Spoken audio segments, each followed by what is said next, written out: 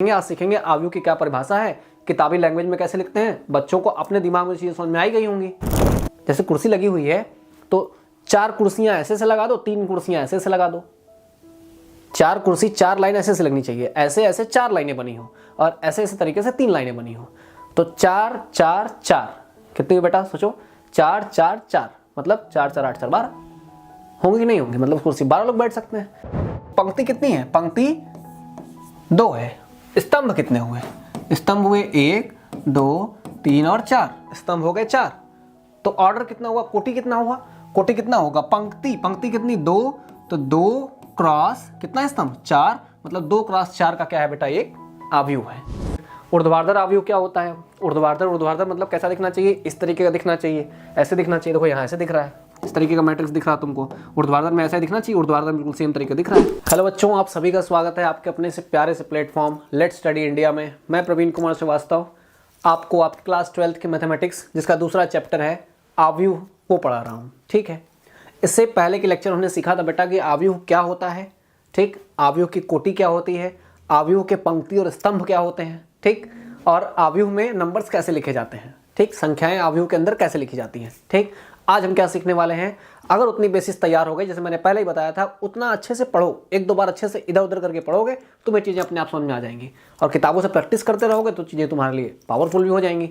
ठीक, ऐसे क्वेश्चन आव्यूह से पेपर में आते हैं जो बच्चे सबसे पहले उठाते करने के लिए, क्योंकि उन्हें कॉन्फिडेंस होता है कि ये सवाल मुझे आ ही रहा है, इतनी आसान टॉपिक है। ठीक, नंबर तुम्हें ऐसे ही मिलने ही है नंबर में, अगर बढ़िया सवाल करके आए, सारे स्टेप सही करके आओगे तो आव्यूह में तुम्हें पूरे के पूरे नंबर मिल जाएंगे। वैसे मैथ्स में पूरा का पूरा नंबर मिलता ही है, कोई राइटिंग का लोचा नहीं होता। ठीक, तो आप लोग आज क्या सीखेंगे, आज सीखेंगे आव्यूह की क्या परिभाषा है, किताबी लैंग्वेज में कैसे लिखते हैं, बच्चों को अपने दिमाग में चीजें समझ में आई गई होंगी। ठीक, अब क्या है, परिभाषा लिखनी है, परिभाषा देख के लिख लो।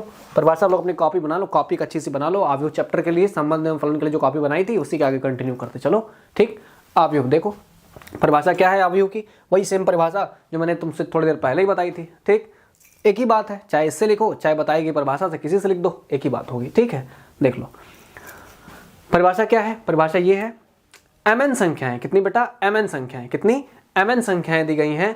mn संख्याएं तुम्हारे पास हों, mn संख्याएं कौन सी संख्याएं होती हैं सर, mn संख्या कैसी संख्या होती है, कोई बात नहीं। जैसे मैंने तुमको पहले लेक्चर में बताया था बेटा कि पंक्ति क्या होती है। पंक्ति मान लो किसी भी एक आव्यूह के अंदर कितनी पंक्ति है, m पंक्ति, m कोई संख्या है, और स्तंभ कितने हैं, स्तंभ कितने हैं बेटा, n है, स्तंभ कितने हैं, n है, स्तंभ कितने हैं, n है। तब बताओ उस आव्यूह के अंदर कितनी संख्या होगी। जैसे पंक्ति पता चल जाए, स्तंभ पता चल जाए तो गुणा करके निकालते थे कितनी संख्या होगी, कितने लोग उस आव्यूह के अंदर बैठेंगे। जैसे कुर्सी लगी हुई है तो 4 कुर्सियां ऐसे से लगा दो, 3 कुर्सियां ऐसे से लगा दो। 4 कुर्सी 4 लाइन ऐसे से लगनी चाहिए, ऐसे ऐसे 4 लाइनें बनी हो और ऐसे ऐसे तरीके से 3 लाइनें बनी हो। तो 4 4 4 कितनी हुई बेटा, सोचो। 4 4 4 मतलब 4 4 8 4 12 होंगे कि नहीं होंगे, मतलब कुर्सी 12 लोग बैठ सकते हैं। तो इसको तो ऐसे भी लिख सकते थे कि 4 खड़ी लाइनें थी और 3 पैरेलल लाइनें थी, मतलब 36 लाइनें थी, 4 3 कितनी हो गई, 12 हो गई, मतलब संख्या ऐसे निकाल सकते हो। तो जितने तरीके से अरेंजमेंट मतलब बता व्यवस्था, नंबर्स का, कुर्सियों का, खाने पीने का, सबकी व्यवस्था जैसे होती है उन्हीं को मैट्रिक्स बोलते हैं, उन्हीं को आव्यूह बोलते हैं। हम लोग यहाँ संख्याओं का अरेंजमेंट करने वाले हैं, संख्याओं की व्यवस्था करने वाले हैं, इसलिए संख्याओं का आव्यूह है। ठीक, अब देखो पंक्ति पता है, स्तंभ पता है, तो संबंधों की संख्या, संबंध नहीं बेटा, संख्याओं की संख्या जो होगी होगी m गुणे n। कितनी होगी बेटा, m गुणे n। तो यहाँ लिखा हुआ है mn संख्याएं, mn संख्याएं हैं, इनको m पंक्ति जैसे लिखा ना, m पंक्ति, पहला वाला क्या होता है बेटा, पहला होता है पंक्ति, मैंने पहले बताया, पहला होता है पंक्ति और दूसरा क्या होगा बेटा, स्तंभ, दूसरा क्या होगा, स्तंभ। ठीक, तो m पंक्ति और तथा n स्तंभों में व्यवस्थित, व्यवस्थित आ गया ना, व्यवस्था का नाम मैंने पहले बताया था। व्यवस्था ही तुम्हारा क्या बेटा, अरेंजमेंट है। क्या है, अरेंजमेंट है। व्यवस्था ही क्या है, अरेंजमेंट है। ठीक, करने पर जो आयताकार सारणी मिलती है, आयताकार सारणी, आव्यूह लिखते तो ऐसे लिखते थे ना, कुछ आयताकार डब्बे में दिखता था इस तरीके से, ऐसे दिखता था, चाहे ऐसे दिखता था, चाहे ऐसे दिखता था। ठीक, आयताकार जो सारणी बनती है उस सारणी को हम क्या बोलते हैं बेटा, m/n। देखो यहाँ लिखा है m/n, मतलब m क्रॉस n का क्या बोलते हैं, आव्यूह। मतलब m क्या है बेटा, पंक्ति है और ये क्या है, स्तंभ है। ये पंक्ति है और ये क्या है, स्तंभ है। बात समझ में आ गई। ठीक, कितनी सिंपल बात थी। अगर हम नंबर्स लिखते थे तो देखते थे एक एक एक एक लिखा हो, बताओ कितने पंक्ति कितने स्तंभ, कितनी पंक्ति, 1 लाइन 2 लाइन, मतलब 2 पंक्ति, और स्तंभ कितने, स्तंभ ऐसे 2 लाइन हो गए, मतलब ये 2 क्रॉस 2 का क्या लिखा हुआ है, मैट्रिक्स। संख्याओं की संख्या कितनी होगी, तो पंक्ति गुणे स्तंभ, मतलब 4, 4 लोग बैठे हैं इसके अंदर, देखो हो गया कि नहीं, सिंपल एकदम। तो डिफिनीशन ये वाला लिख लो, किताबी डिफिनीशन तो ऐसे लिखते हैं बेटा, ठीक। परीक्षा में आएगा अवयव क्या है, परिभाषा लिखी तो ये वाला लिख के आना, ठीक है। अब देखो आगे क्या है, अवयवों के प्रकार, जो कि हमारा टाइप्स ही था ना, टाइप्स ऑफ मैट्रिसेस, अवयव के क्या प्रकार, ठीक। अब अवयव के प्रकार क्या है, तो देखो अवयव के प्रकार में बेटा सबसे पहला जो प्रकार निकल के आता है वो आता है क्षैतिज अवयव, हॉरिजॉन्टल। क्षैतिज अवयव क्या होता है, अब क्षैतिज अवयव क्या है, हम जैसे जैसे एग्जाम्पल लिखते रहेंगे वैसे तुम लोग समझते भी चलना। हम पहले बताएंगे क्षैतिज अवयव क्या होता है, पहले हम सिखाएंगे, उसके बाद तुम परिभाषा लिखो कॉपी पे, ठीक। सुन देखो क्षैतिज अवयव क्या है, और कुछ नहीं, ज़्यादा 3-5 नहीं है, क्षैतिज अवयव, ठीक। देखो क्या चीज़ है, क्षैतिज अवयव, क्षैतिज अवयव, जिसे बेटा हम लोग इंग्लिश में क्या बोलेंगे, इंग्लिश में बोलेंगे हॉरिजॉन्टल मैट्रिक्स। क्या बोलेंगे बेटा, हॉरिजॉन्टल मैट्रिक्स, हॉरिजॉन्टल मैट्रिक्स। बात समझ में आ गई। अब देखो क्या है हॉरिजॉन्टल, क्या होता है। अच्छा हॉरिजॉन्टल की शेप कैसी होगी, ऐसा, ये हॉरिजॉन्टल होगा, और ऐसे रहता तो वर्टिकल रहता। तो अगर कोई तुम्हें डिब्बा इस तरीके से दिखे, अगर डब्बा इस तरीके से दिख रहा है तो ये हॉरिजॉन्टल है, अगर डब्बा इस तरीके से दिख रहा है तो वर्टिकल है। बात समझ में आई कि नहीं। अगर नंबर्स ऐसे लिखे जाए, अच्छा ऐसे लिखने का क्या मतलब, मैं तुमको दिखाता हूँ, पहले नंबर्स लिख लो, नंबर लिखो इसके अंदर, 4 2 हो गया, 3 1 हो गया, और यहाँ 7 8 हो गया, चलो हो गया। अवयव है, बिल्कुल है अवयव। चलो पंक्तियों की संख्या, स्तंभों की संख्या बताओ, तो पंक्ति कितनी है, पंक्ति 2 है। स्तंभ कितने हुए, स्तंभ हुए 1 2 3 और 4, स्तंभ हो गए 4। तो ऑर्डर कितना हुआ, कोटि कितना हुआ, कोटि कितना होगा, पंक्ति, पंक्ति कितनी 2, तो 2 क्रॉस कितना है स्तंभ 4, मतलब 2 क्रॉस 4 का क्या है बेटा, एक अवयव है। कितने तत्व, तो तत्वों की संख्या कितनी है, कितने नंबर इसके बीच में है, तत्वों की संख्या। तो कोई गिनने नहीं जाएगा ऐसे ऐसे 1 2 3 4 5 6 7 8 ऐसे गिनना नहीं है, ठीक, गिनना नहीं, आपको इसका गुणा कर देना है। 4 दूनी कितना 8, ठीक, 4 दूनी 8 निकाल लिया। बात समझ में आ गई नहीं, आ गया इतना समझ में। ये डिब्बा इस तरीके से दिख रहा है, ऐसे दिख रहा है, अवयव ऐसा दिख रहा है। अगर अवयव इस तरीके का दिखता, ऐसे दिखता तो ऊर्ध्वाधर होता, जबकि इस तरीके का है तो क्षैतिज है। बताओ बेटा, ऐसी रखी गई चीजों को आप जमीन पर रख सकते हैं ना, ऐसे रखा होता तो जमीन पे तो खड़ा होता है इस तरीके से, जमीन पे इस तरीके से रखना है, मतलब ये क्षैतिज है, जमीन पर रखा जा सकता है। तो इस तरीके से जो दिखे, इसमें क्या है, परिभाषा क्या होगी, कैसे बनेगा ये, जब सॉरी बच्चों, जब पंक्ति की संख्या स्तंभ से कम हो, स्तंभ से क्या हो, कम हो जाएगा। देखो ये स्तंभ की संख्या कितनी है 4, पंक्ति की संख्या कितनी है 2 है। जब भी पंक्ति की संख्या स्तंभ की संख्या से क्या हो जाएगी, कम हो जाएगी, तो कैसा अवयव मिलेगा, वो मिलेगा एक क्षैतिज अवयव। हमेशा वो अवयव ऐसा दिखेगा, ऐसा दिखेगा, ठीक। अब एक और एग्जांपल दूं ऊर्ध्वाधर अवयव का। देखो ऊर्ध्वाधर अवयव क्या होगा, ऊर्ध्वाधर अवयव क्या होगा, ऊर्ध्वाधर अवयव, ये कैसा अवयव होगा। अब ऊर्ध्वाधर अवयव कैसा दिखना चाहिए बेटा, इस तरीके का दिखना चाहिए, ऐसे दिखना चाहिए। अगर क्षैतिज ऐसे दिखता है तो ऊर्ध्वाधर ऐसे दिखना चाहिए, इस तरीके से, ठीक है। तो ऊर्ध्वाधर वाला अवयव कुछ ऐसे दिखना चाहिए, ऐसे दिखना चाहिए, ठीक। चलो नंबर भरो, 2 4 6 8 3 और 2 नंबर भर दिए। अब बताओ पंक्ति की संख्या कितनी, स्तंभ की संख्या कितनी, पंक्ति कितने 1 2 3 पंक्ति, मतलब 3 पंक्ति। स्तंभ कितने, देखो बेटा 1 स्तंभ था 2 स्तंभ था, मतलब 3 क्रॉस 2, 3 क्रॉस 2। इस मैट्रिक्स का क्या हो गया, ऑर्डर। ये क्या हो गया, ये हो गया मैट्रिक्स का मतलब अवयव का कोटि। ये क्या हो गया, कोटि हो गया। कितने तत्व, गिनना नहीं है, 1 2 3 4 5 6 ऐसे गिनना नहीं है, गुणा कर दो। 3 दूनी कितने हो गए बेटा 6, 6 क्या हो जाएंगे इसके अंदर, तत्व हो जाएंगे तत्व, 6 तत्व हैं इसके अंदर। बात समझ गए कि नहीं समझ गए, ठीक। अब बताओ, सिंपलली पूछ रहा हूँ, 1 2/3 में कितने तत्व होंगे, 6 होंगे। 4/5 में कितने तत्व होंगे, 20 तत्व होंगे। तो ऐसे ही 3/8 में कितने होंगे, 24 होंगे। तो सबके तत्व गिनने थोड़े जाएंगे, हम गुणा करके निकाल लेंगे, इतने तत्व हैं, आप इतने तत्व रख के मैट्रिक्स बना लीजिए, देखिए अपना फिर, ठीक। तो देखो अब ऊर्ध्वाधर अवयव है, कैसे ऊर्ध्वाधर अवयव बना। इस ऊर्ध्वाधर अवयव में देखो क्या खूबी है, इसके पंक्तियों की संख्या इसके स्तंभों से ज्यादा है। तो लिखो जब पंक्तियों की संख्या स्तंभ से ज्यादा हो जाए, क्या हो जाए बेटा, स्तंभ से ज्यादा हो,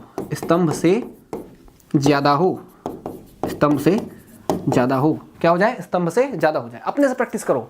देखो इस तरीके से बनाना है मैट्रिक्स, ऐसे बनना चाहिए, इस तरीके से ऊर्ध्वाधर और क्षैतिज का कॉन्सेप्ट समझना हो तो फिगर से समझो। क्षैतिज ऐसे होता है जबकि ऊर्ध्वाधर इस तरीके से होगा, क्षैतिज इस तरीके से होगा। तो क्या करना, पहले ऐसे बना लेना। परिभाषा तुमको नहीं याद आ रही तो क्षैतिज जानो, क्षैतिज ऊर्ध्वाधर तो समझ में आएगा ना। तो क्षैतिज वाले में ऐसे बनाना, ऊर्ध्वाधर वाले में ऐसे बनाना। ठीक, नंबर भर के देख लो किसमें पंक्ति कम है, किसमें स्तंभ कम है। इस वाले में बेटा स्तंभ कम होंगे, इस वाले में पंक्ति कम होंगे। तो जिसमें पंक्ति की संख्या कम होगी वो क्या हो जाएगा बेटा, क्षैतिज हो जाएगा। और जिसमें पंक्तियों की संख्या ज्यादा हो जाएगी, स्तंभ कम हो जाएंगे, वो तुम्हारा क्या हो जाएगा, ऊर्ध्वाधर हो जाएगा। देखो कितना आसान मैट्रिक्स है ना। केवल फिगर से पहचानना है किसमें पंक्ति किसमें स्तंभ ज्यादा है। केवल पंक्तियों और स्तंभों के बेसिस पे, उन्हीं के आधार पे ही काफी तरीके के अवयव तुमको समझ में आ जाएंगे। तो बस तुम्हें पंक्ति और स्तंभ देखना है अच्छे से। ठीक, चलो ये बात समझ में आ गई। अब डिफिनेशन लिख लो तुम लोग। अब देखो क्या है, परिभाषा क्या थी। परिभाषा देखो, पहला अवयव क्या था बेटा, पहला अवयव क्या था, पहला अवयव था हमारा क्षैतिज अवयव। क्या होता है क्षैतिज अवयव, क्या होता है तो अभी बताया तुमको। ऐसा अवयव जिसमें पंक्तियों की संख्या स्तंभों की संख्या से क्या हो जाए, कम हो जाए। मतलब जिसमें पंक्ति कम हो स्तंभ ज्यादा हो, वो क्या होता है बेटा, क्षैतिज अवयव होता है। जैसे तो इसमें पंक्ति देखो, पंक्ति कितनी है, पंक्ति 1 2, 2 पंक्ति है। स्तंभ कितने हैं, 1 2 3, 3 स्तंभ हो गए। तो देखो कितने ऑर्डर का हुआ ये, पंक्ति कितनी 2, स्तंभ कितने 3। तो देखो 2 क्रॉस 3 क्रम का, क्रम मतलब बेटा क्या होता है, ऑर्डर। 2 क्रॉस 3 क्रम का क्या है, एक क्षैतिज अवयव है। क्योंकि मुझे ये ऐसे दिख रहा है, इस तरीके से दिख रहा है, इसलिए क्षैतिज है। बात समझ में आ गई। ठीक, आगे देखो, पहले नोट कर लो, डिफिनीशन नोट कर लो, कॉपी पे डिफिनीशन कॉपी सबकी कंप्लीट होनी चाहिए। ठीक, तभी चीजें आपको आगे समझ में आएंगी। ठीक, आगे देखिए फिर ऊर्ध्वाधर अवयव क्या होता है। ऊर्ध्वाधर मतलब कैसा दिखना चाहिए, इस तरीके का दिखना चाहिए, ऐसे दिखना चाहिए। देखो यहाँ ऐसे दिख रहा है, इस तरीके का मैट्रिक्स दिख रहा है तुमको। ऊर्ध्वाधर में ऐसा दिखना चाहिए, ऊर्ध्वाधर में बिल्कुल सेम तरीके दिख रहा है, ऐसा दिखना चाहिए था ऊर्ध्वाधर में। तो ऊर्ध्वाधर में कम क्या होगा, ऊर्ध्वाधर में स्तंभों की संख्या कम हो जाती है, पंक्तियों की संख्या बढ़ जाती है। देखो ऐसा अवयव जिसमें पंक्तियों की संख्या स्तंभों की संख्या से क्या हो जाए, अधिक हो जाए। क्या हो जाए बेटा, अधिक हो जाए, उसे क्या बोलेंगे, ऊर्ध्वाधर अवयव बोलेंगे।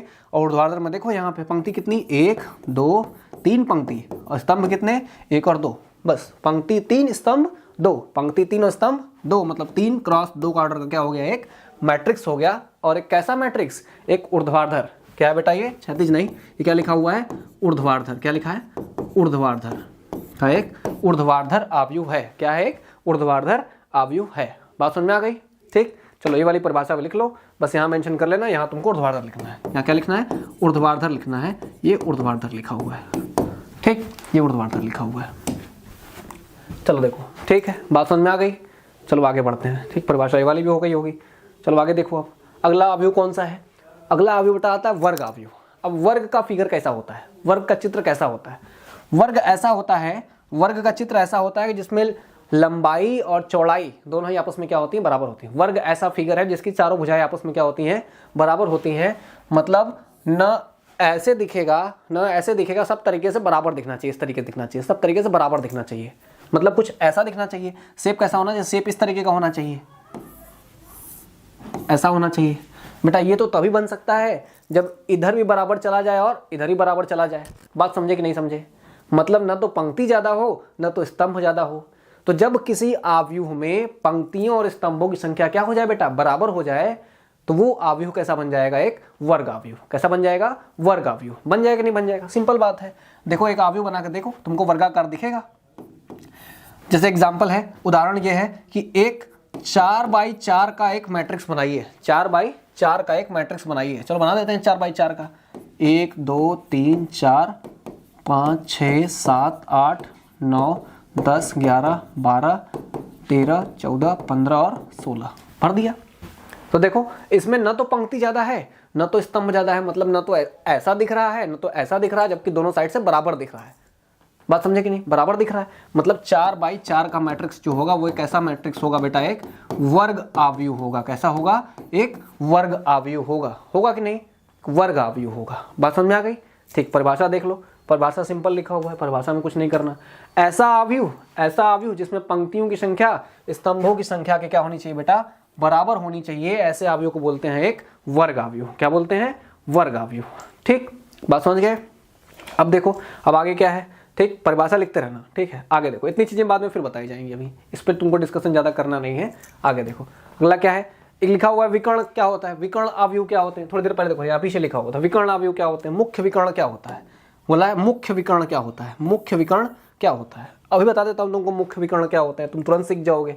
देखो मुख्य विकर्ण क्या है, अगर एक वर्ग आव्यूह लिखा हो, क्या लिखा हो, वर्ग आव्यूह, तो एक वर्ग आव्यूह लिखो अपने से, वर्ग आव्यूह क्या है, वर्ग आव्यूह का कोई एग्जांपल दो। कितने एग्जांपल दे सकते हो यार ना, रो कॉलम मतलब पंक्ति स्तंभ बराबर करके, पंक्ति स्तंभ बराबर कर दो, अपने आप कई एग्जांपल बन जाएंगे। तो पंक्ति स्तंभ बराबर करने, चलो मान लेते हैं कि तुमने 3x3 का एक क्या लिख दिया बेटा, एक आव्यूह लिखने बोला, लिख देंगे 3x3 का आव्यूह, 3x3 का आव्यूह तो कोई भी लिख देगा, 1 2 3 4 5 6 7 8 9, 3x3 का क्या लिखा है, एक आव्यूह लिखा है। वर्गाकार भी है, क्यों वर्गाकार है, क्योंकि पंक्तियों की संख्या स्तंभों की संख्या क्या है बेटा, समान है। अभी पढ़े थे पंक्तियों की संख्या स्तंभों की संख्या के समान हो जाए तो एक वर्ग आव्यूह होगा, होगा ही, है भी, वर्ग जैसा दिख रहा है। ठीक, आयताकार होता तो आयताकार में या तो पंक्ति ज्यादा होता या तो स्तंभ ज्यादा होता, तब वो आयताकार बनता। आयताकार में क्या होता है, लंबाई चौड़ाई बराबर नहीं होती है, उसमें लंबाई ज्यादा होती है चाहे चौड़ाई कम, चाहे चौड़ाई ज्यादा लंबाई कम। लेकिन अगर वर्गाकार है तो उसमें लंबाई चौड़ाई क्या होगी, बराबर होगी। ठीक, चलो ये लिखा हुआ है।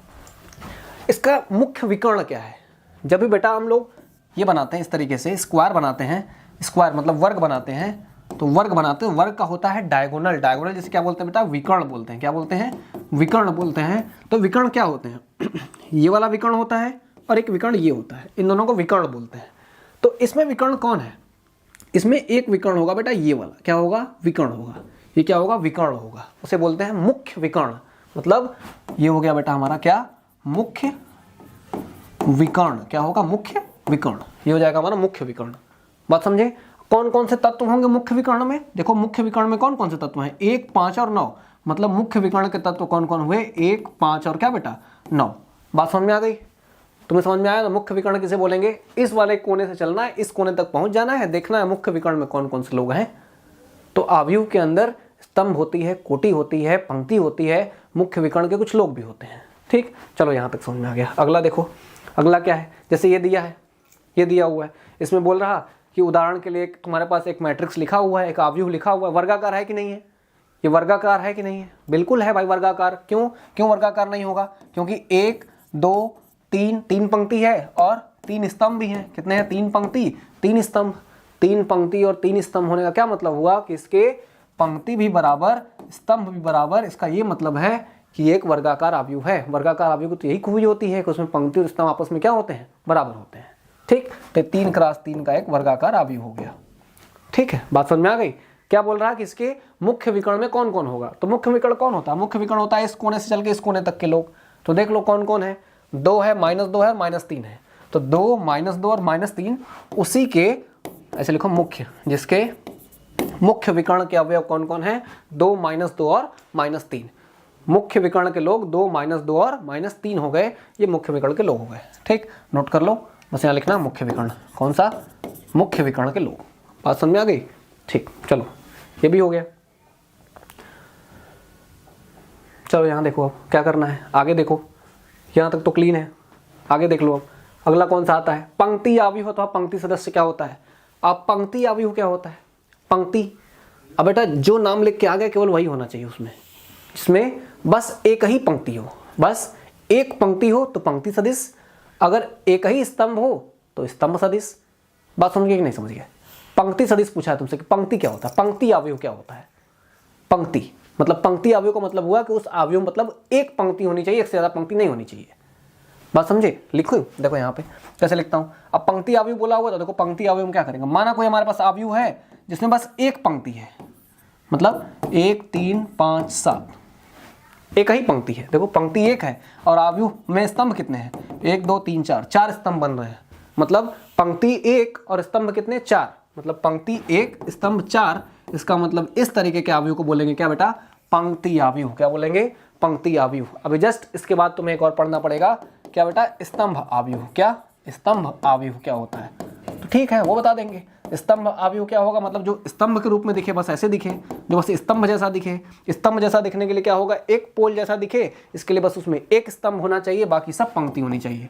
1 2 3 4, लो देखो स्तंभ कितने, स्तंभ एक ही है, जबकि पंक्ति देखो अब पंक्ति 4 हो गई। ठीक, तो पंक्ति हो गई 4, स्तंभ हो गए कितने, 1।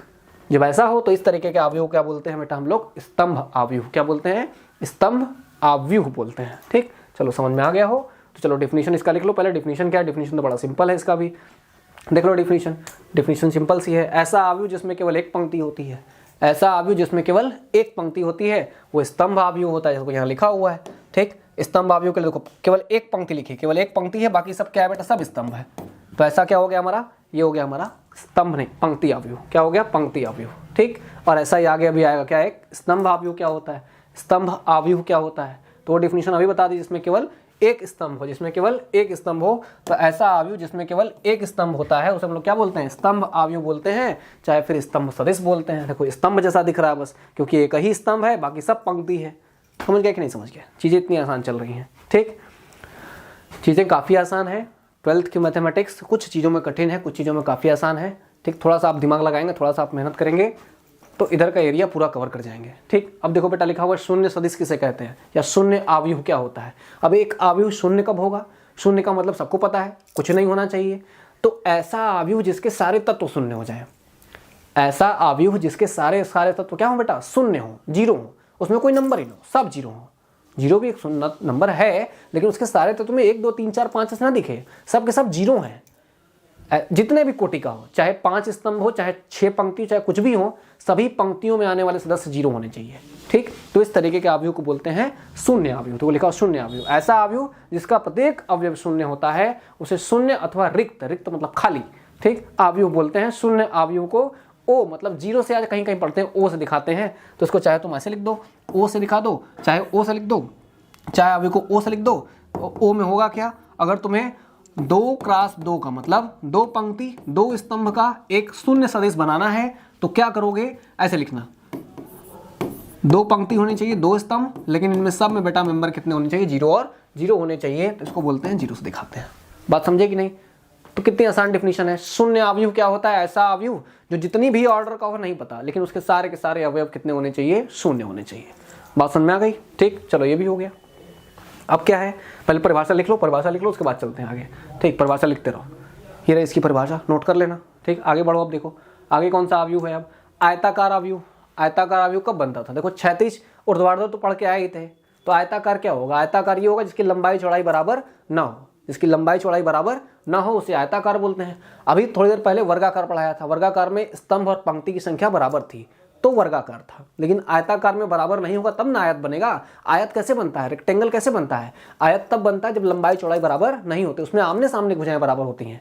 ठीक, लंबाई चौड़ाई बराबर नहीं होती आयत की। ठीक, लंबाई चौड़ाई बराबर होती किसकी, स्क्वायर की, वर्ग की। अब लंबाई और चौड़ाई दोनों जो है वो बराबर ना हो, मतलब लंबाई चौड़ाई बराबर करने का यहाँ तरीका बेटा, इसमें लंबाई चौड़ाई नहीं बोलते, इसमें बोलते हैं स्तंभ और पंक्ति। जब भी किसी अवयव की स्तंभ और पंक्ति आपस में बराबर नहीं होंगी तब उन्हें बोला जाएगा आयताकार। ठीक, जैसे ऐसे आयताकार बोला जाएगा। अब आयताकार में ऐसे लिखेंगे, आयताकार में ऐसे लिखेंगे 2 4 6 8 ऐसे लिख दो, 8 9 लिख दो, यहाँ पे ऐसे लिख दो। अब देखो आयत है, आयत है क्यों, क्योंकि पंक्ति 2 ही है और स्तंभ कितने हो गए, स्तंभ 3 हो गए, पंक्ति 2 स्तंभ 3, तो 2x3 का क्या हो गया, ये मैट्रिक्स हो गया, अवयव हो गया। बात समझ में आ गई कि नहीं आ गई। ठीक, चलो देखो डिफिनीशन इसका भी लिख लो। ठीक, तेज हो, बस करना क्या है, चीज़ें जो आसान आसान है उन्हें बस समझा देना है एक बार। ठीक, इतनी चीज़ें कठिन नहीं है कि बिल्कुल समझ में ना आए। ठीक, ऐसा अवयव जिसमें पंक्तियों की संख्या स्तंभों की संख्या के बराबर नहीं होती है, अगर बराबर हो जाए तो वर्गाकार बन जाता है, अगर बराबर नहीं है तभी हमारा क्या बनेगा, आयत बनेगा।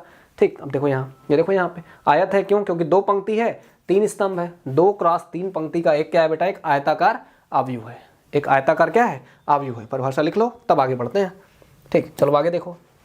अब क्या है, इकाई अथवा तत्समक बोल रहा है। इकाई अथवा तत्समक क्या होता है। ठीक, तो ये वाला जो बेटा है यहाँ तक पहले कॉपी कंप्लीट करना, यहाँ तक करना कॉपी कंप्लीट। बचे हुए जो 1-2 पार्ट और होंगे, बचे हुए जो 1-2 टाइप या इसके आगे के जो अच्छे स्पेशल टाइप्स होंगे, क्योंकि यहाँ तक चीज़ें अगर समझ में आ रही होंगी तो अच्छे से कवर कर जाओगे आगे तक। ठीक, पहले इतना आज पढ़ाया है, इतना आज पहले रिवाइज करो, ये सभी बेसिक्स हैं। अगर तुम्हें इतनी चीज़ें समझ में आ गई तो इस चैप्टर के तुम मालिक बन जाओगे। ठीक, तुम्हें सारे सवाल अपने आप करने आ जाएंगे, कोई कठिनाई नहीं है, कोई डिफिकल्टी नहीं है। ठीक, कोई डाउट होगा जरूर पूछना, पहले यहाँ तक कंप्लीट करो, लेक्चर्स को देखते रहो, समझते रहो, वरना छोड़ोगे तो फिर चीज़ें भूल जाएगी दिमाग से। ठीक, पढ़ते रहो, मस्त रहो, बिंदास रहो। Best of luck.